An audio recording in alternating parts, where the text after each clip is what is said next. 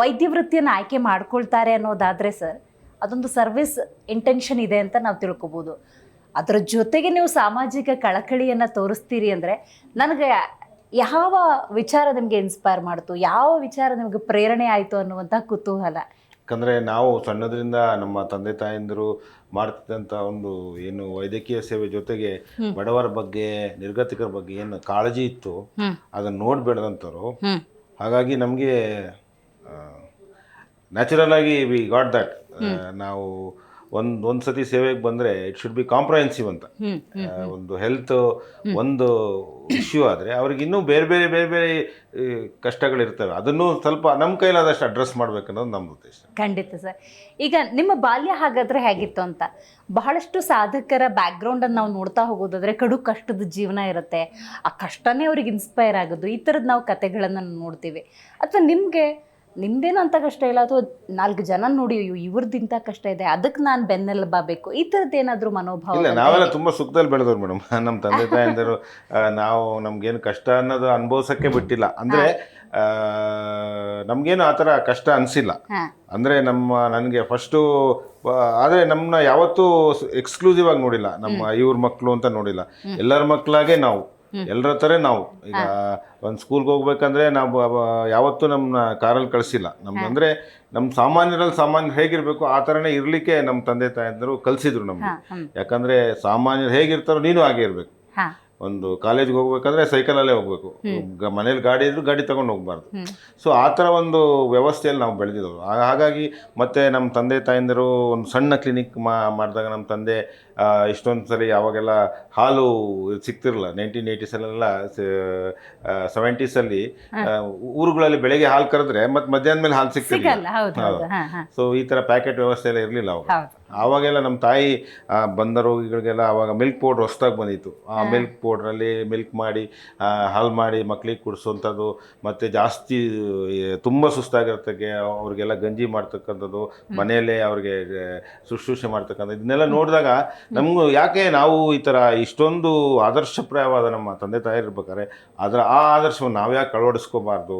ಇಷ್ಟೊಂದು ಕಷ್ಟ ಇದೆ ಜನಗಳಿಗೆ, ನಾವ್ಯಾಕೆ ಅದಕ್ಕೆ ಸ್ಪಂದಿಸಬಾರ್ದು? ನಮ್ಮ ಕೈಲಾದಷ್ಟು ಮಾಡಬೇಕು ಅನ್ನೋದೊಂದು ಇನ್ಸ್ಪಿರೇಷನ್ ನಮಗೆ ನಮ್ಮ ತಂದೆ ತಾಯಿ ಕಡೆಯಿಂದನೇ ಬಂದಿದ್ದು. ಖಂಡಿತ ಸರ್. ಪೊಲೀಸರ ಮಕ್ಕಳು ಪೊಲೀಸ್ ಏನಾಗಬೇಕಾಗಿಲ್ಲ, ವೈದ್ಯರ ಮಕ್ಕಳೇನು ವೈದ್ಯರಾಗಬೇಕಾಗಿಲ್ಲ, ಬಟ್ ಈ ವೈದ್ಯ ವೃತ್ತಿಯನ್ನೇ ನೀವು ಆಯ್ಕೆ ಮಾಡ್ಕೊಳ್ತಿರಲ್ಲ, ಇದ್ರ ಬಗ್ಗೆ ಹೇಳಿ ಸರ್. ವೈದ್ಯ ವೃತ್ತಿ ಅಂದರೆ ನಾವು ಎಲ್ಲ ವೈದ್ಯ ಅಂದಿದ ತಕ್ಷಣ ಆರೋಗ್ಯ ಒಂದೇ ಬರಲ್ಲ ಮೇಡಮ್. ಒಂದು ಆರೋಗ್ಯ ಒಂದು ವ್ಯಕ್ತಿ ಕೆಡಬೇಕಂದ್ರೆ ಒಂದು ದೈಹಿಕ ಒಂದೇ ಇರಬಾರ್ದು, ಅಲ್ಲ, ಮಾನಸಿಕ ಇರ್ಬೋದು, ಸಾಮಾಜಿಕ ಇರ್ಬೋದು, ಎಷ್ಟೋ ವಿಚಾರಗಳು ಸೇರಿ ಅವನ ಆರೋಗ್ಯ ಹಾಳಾಗತ್ತೆ. ಸೊ ಆಯಾ ಮಜಲುಗಳನ್ನ ನಾವು ಟಚ್ ಮಾಡಲಿಲ್ಲ ಅಂದ್ರೆ ನಮ್ಮ ಟ್ರೀಟ್ಮೆಂಟ್ ಪೂರ್ಣ ಆಗಲ್ಲ. ದೈಹಿಕವಾಗಿ ನಾವು ಒಂದು ಮಾತ್ರೆ ಕೊಟ್ಬಿಟ್ಟು ಜ್ವರ ಸರಿ ಮಾಡ್ಬೋದು, ಬಟ್ ಜ್ವರ ಅವನಿಗೆ ಯಾಕೆ ಬಂತು, ಏನು ಯೋಚನೆ ಮಾಡೋ ಅವನಿಗೆ ತಲೆನೋವು ಬಂತು ಅನ್ನೋದನ್ನು ನಾವು ಪ್ರೋವ್ ಮಾಡಬೇಕಾಗತ್ತೆ. ಮನೆಯಲ್ಲಿ ಅವ್ನಿಗೇನೋ ಕಷ್ಟ ಇದೆಯಾ, ಟೆನ್ಷನ್ ಇದೆಯಾ, ಏನಿದೆ, ಅಥವಾ ಬೇರೆ ಬೇರೆ ಅವನಿಗೆ ಯಾವುದೋ ಕಷ್ಟಗಳಿದೆ ಅದನ್ನೆಲ್ಲ ನೋಡಿ, ಅಥವಾ ಒಂದು ಕೌಟುಂಬಿಕ ಕಲಹ ಇರ್ಬೋದು, ಗಂಡ ಹೆಂಡತಿ ಜಗಳಾಡಿ ಇವನಿಗೆ ತಲೆನೋವು ಅವ್ರಿಗೆ ಬಂದಿರ್ಬೋದು. ಸೊ ಅದನ್ನೆಲ್ಲ ಒಂದು ಟಚ್ ಮಾಡಿದ್ರೆ ಸಾಕು. ಒಂದು ಹೇಗೆ ನಿಮ್ಮ ಜೀವನ ಹೇಗಿದೆ, ಯಾಕೆ ಹೀಗಾಯ್ತು ಅಂತ ಒಂದು ಸ್ವಲ್ಪ ಟಚ್ ಮಾಡಿಬಿಟ್ರೆ ಸಣ್ಣ ವಿಚಾರಗಳು, ಏನು ದೊಡ್ಡದಾಗಿ ನಾವೇನು ಅವ್ರ ಮನೆಗೆ ಹೋಗಿ ಅವ್ರೇನು ಮಾಡ್ಕೊಡೋದು ಬೇಕಾಗಿಲ್ಲ. ಒಂದು ಸಣ್ಣ ಏನಾದ್ರು ಜಗಳಾಡ್ಕೊಂಡ್ರ, ಅಪ್ಪ ಚೆನ್ನಾಗಿದಾರ, ಅಮ್ಮ ಚೆನ್ನಾಗಿದಾರ, ಅವಾಗ ರಿವೀಲ್ ಮಾಡ್ತಾರೆ, ಇಲ್ಲ ನಮ್ಮ ತಾಯಿಗೆ ತುಂಬ ಹುಷಾರಿಲ್ಲ, ಅವ್ರನ್ನ ಕರ್ಕೊಂಬಂದು ತೋರ್ಸೋಕ್ಕಾಗ್ತಾ ಇಲ್ಲ, ಅದಕ್ಕೋಸ್ಕರ ನಂಗೆ ತುಂಬ ಕಷ್ಟ ಆಗ್ತಾ ಇದೆ.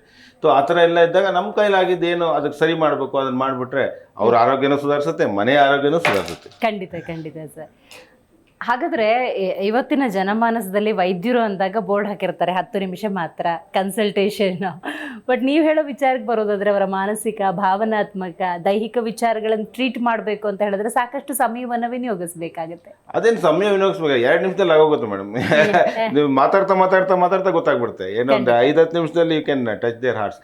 ಓನ್ಲಿ ಥಿಂಗ್ ಇಸ್ ನಮಗೆ ಅವ್ರಿಗೆ ನಮ್ಮ ಮೇಲೆ ವಿಶ್ವಾಸ ಬರುವಾಗ ಮಾತಾಡ್ಬೇಕಷ್ಟೇ. ನೀವು ನಮ್ಮವರೇ ಅನ್ನೋ ಭಾವನೆ ಅವ್ರಿಗೆ ಬಂದ್ಬಿಟ್ರೆ ಅವ್ರದ್ದು ಕಮ್ಔಟ್ ವಿತ್ ಎವ್ರಿಥಿಂಗ್. 2 ನಿಮಿಷ ಸಾಕು ಅವರ ಒಂದು ಕಷ್ಟ ತಿಳ್ಕೊಳ್ಳಿಕ್ಕೆ, ಅದಕ್ಕೆ ನಮ್ಮ ಕೈಲಾದ ಸಹಾಯ ಮಾಡಲಿಕ್ಕೆ ಒಂದು 5-6 ನಿಮಿಷ ಸಾಕು, ಜಾಸ್ತಿ ಬೇಕಿಲ್ಲ. ಯಾಕಂದರೆ ಅದೊಂದು ಭಾವನೆ ಬರ್ಸ್ಬೇಕು. ಈಗ ಹೆಂಗಂದ್ರೆ ಕಮರ್ಷಿಯಲೈಸ್ ಆಗ್ಬಿಟ್ಟಿದೆ ಮೇಡಮ್ ಎಲ್ಲ. ನಾವು ರೋಗಿಗಳು ಹಾಗಾಗಿದೆ, ನಾವು ದುಡ್ಡು ಕೊಡ್ತೀವಿ, ಅವ್ರು ನೋಡ್ತಾರೆ, ನಾವು ವ್ಯವಹಾರ ಬಂದಿದೆ. ಡಾಕ್ಟ್ರುಗಳು ಅಷ್ಟೇ ಬರ್ತಾ ಇದ್ರೆ ಇವ್ರ ಹತ್ರ ಎಷ್ಟು ತಗೊಳ್ಳೋದು ಅಂತ ಕೆಲವು ಎಲ್ರಿಗೂ ಆಗ್ತಾರಲ್ಲ. ಯಾಕಂದರೆ ಅದು ಸಮಾಜ ಪರಿವರ್ತನೆ ಆಗಬೇಕು. ಇದು ಒಂಥರ ಈ ಕಮರ್ಷಿಯಲೈಸೇಷನ್ನು ಈ ಯಾವಾಗ ಕಾರ್ಪೊರೇಟ್ ಸೆಕ್ಟರ್ ಎಲ್ಲ ನಮ್ಮ ವೈದ್ಯಕೀಯ ಕ್ಷೇತ್ರಕ್ಕೆ ಬರೋಕ್ಕೆ ಶುರುವಾಯಿತು ಆವಾಗಿಂದ ಈ ಕಮರ್ಷಿಯಲೈಸೇಷನ್ ಸ್ಟಾರ್ಟ್ ಆಯಿತು. ನಮ್ಮ ತಂದೆಯವರೆಲ್ಲ ಇದ್ದ ಕಾಲದಲ್ಲಿ ನಾವು ನೋಡಿದ್ವಿ. ಯಾಕಂದರೆ ಅವರು ಒಂದು ಪೇಷಂಟ್ ಬಂದರೆ ಅವ್ರ ಮನೆಯವರೆಲ್ಲ ನಮ್ಮ ಕುಟುಂಬಸ್ಥರ ಥರ ನೋಡ್ತಿದ್ವಿ. ಅವರು ನಿಮ್ಮ ತಮ್ಮ ಆಗಿದ್ದಾರೆ, ನಿಮ್ಮ ಅಕ್ಕ ಆಗಿದ್ದಾರೆ, ಎಲ್ಲ ನಮ್ಮ concern ಇತ್ತದು.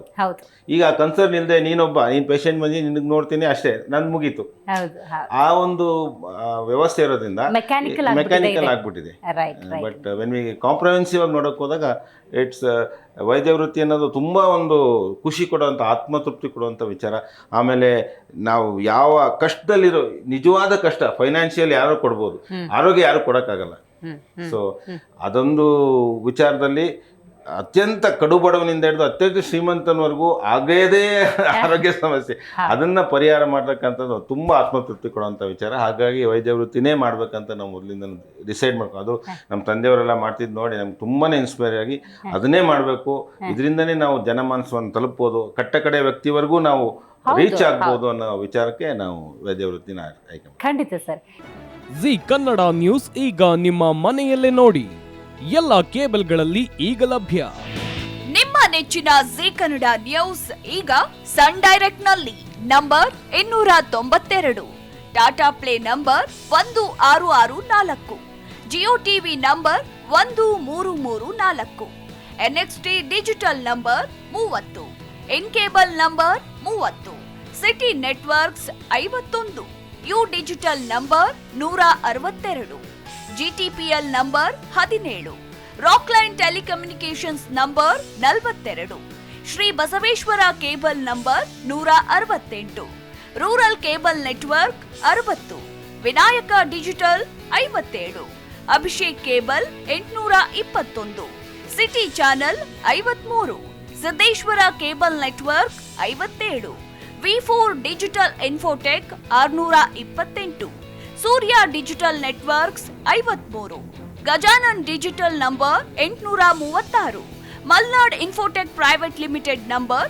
56, Metrocast number 830, Victory Digital number 167ರಲ್ಲಿ ನೋಡಿ ಆನಂದಿಸಿ.